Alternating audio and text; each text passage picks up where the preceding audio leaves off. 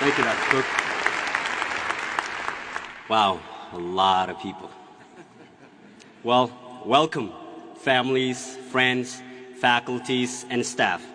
And congratulations to my class, class of 2008.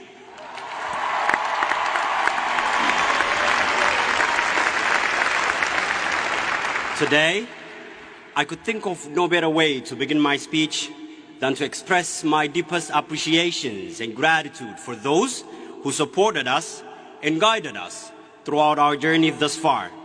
We thank our professors who have exposed us to new ideas and new perspectives about our world. We thank you for challenging us and preparing us for such a magnificent moment. We thank our families and friends for being there for us, for showing us your love and support. Most of all, thank you for believing in us. Without you, we wouldn't be here today.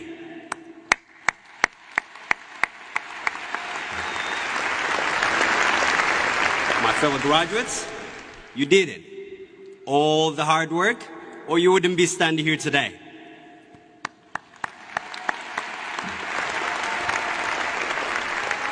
As I look at you today, I see happy faces. For some of us, we are delighted because we are the first person in our families to ever graduate from college.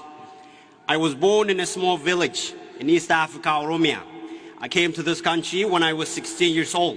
My mother never went to school, and my father, who has been working as a dishwasher to prepare me for this day, has only a fourth grade level of education.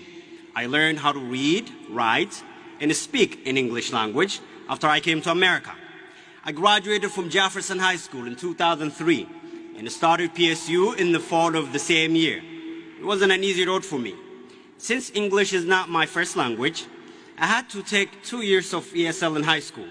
By the time I was a senior, I was told that, in spite of my solid GPA, my level of English would prevent me from attending any university. I went ahead and applied to PSU anyway, and PSU gave me the opportunity to succeed.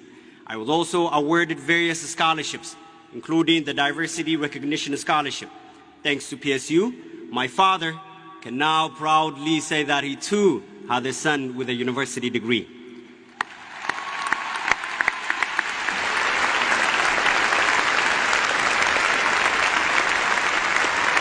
Regardless of our path, we should never forget that we are the fruits of Portland State University. Now, PSU has entrusted us with sufficient knowledge to change our world. But the question is how?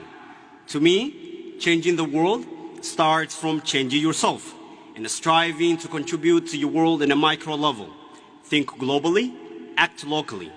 And what is the better way to act locally than to becoming a mentor? In my opinion, by helping a child understand the value of education, you have made an enormous contribution to your world. Nelson Mandela, one of the greatest leaders of our time, once said that education is the most powerful weapon which you can use to change the world.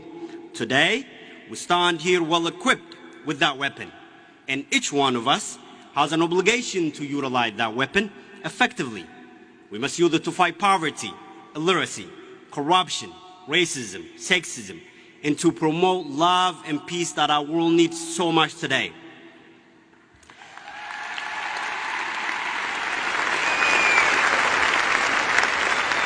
The knowledge we have accumulated from Portland State in this past for some of us, 5 years, is adequate to benefit not only ourselves, but others.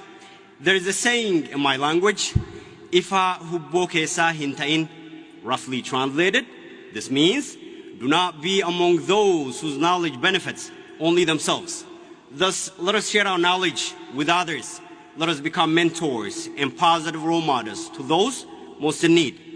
We are now educated, and we have a social responsibility to help others achieve what we have achieved.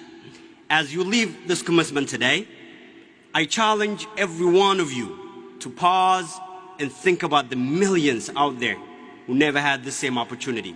Thank you, and once again, congratulations.